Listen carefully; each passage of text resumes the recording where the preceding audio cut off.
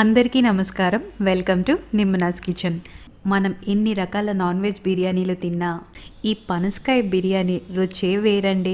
ఒక్కసారి తింటే దీని రుచికి ఖచ్చితంగా ఫిదా అయిపోతాం. అంత బాగుంటుంది.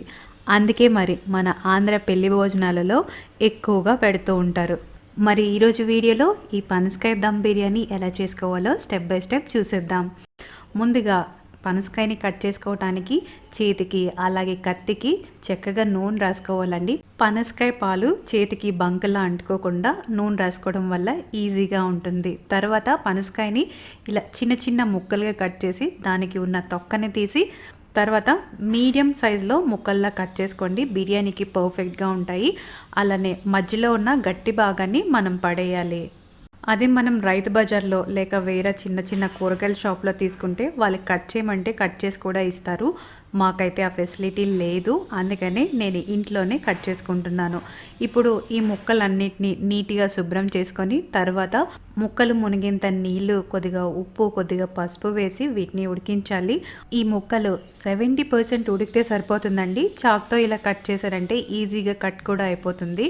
తర్వాత వీటన్నిటిని ఇంకో పెద్ద గిన్నెలోకి వేసుకొని 1/2 టీ స్పూన్ పసుపు, 1.5 టీ స్పూన్ కారం వేస్తున్నాను. కారం మీ రుచికి తగ్గ అడ్జస్ట్ చేసుకోండి. రుచికి తగ్గ ఉప్పు, 1 టీ స్పూన్ ధనియాల పొడి, 1 టీ స్పూన్ జీలకర్ర పొడి, 1 టీ స్పూన్ బిర్యానీ మసాలా, 4-5 పచ్చిమిర్చి చీలికలు, 1 కప్పు పెరుగు, అరచెక్క నిమ్మరసం, 1 టేబుల్ స్పూన్ అల్లం వెల్లుల్లి పేస్ట్ని వేసి ఈ మసాలా అంతా ముక్కలకి చక్కగా పట్టేట్టు కలుపుకొని గంట పాటు పక్కన పెట్టేయండి. మీకు టైం లేకపోతే 15 నిమిషాలు పెట్టినా సరిపోతుంది. పనసకాయ కట్ చేసాక నాకైతే 1/2 కిలోకి పైగానే ముక్కలు వచ్చాయి.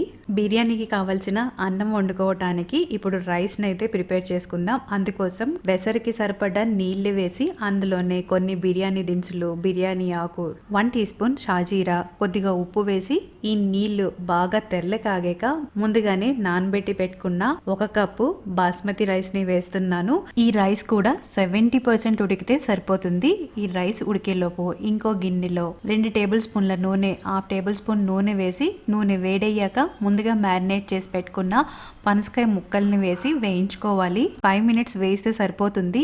ఈలోపు రైస్ 70% ఉడికిందో లేదా చూద్దాం. చూడండి, రైస్ అయితే ఎంత బాగా ఉడికిందో. మరీ మెత్తగా కాకుండా ఇలా కాస్త పలుకు ఉంది కదా. ఇప్పుడు గెంజినంతా వార్చి రైస్ ని సపరేట్ చేసుకుందాం.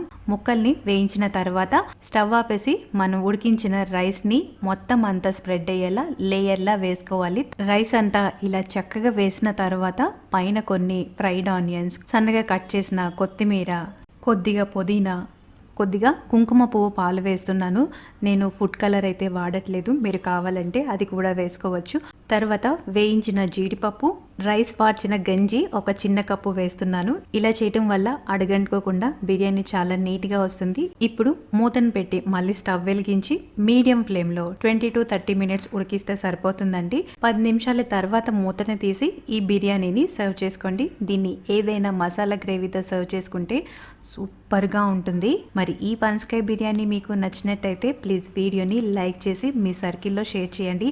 అలానే ఛానల్ని కూడా సబ్స్క్రైబ్ చేసుకోండి. నాకు చాలా సపోర్ట్ చేసిన వాళ్ళు అవుతారు. Thanks for watching.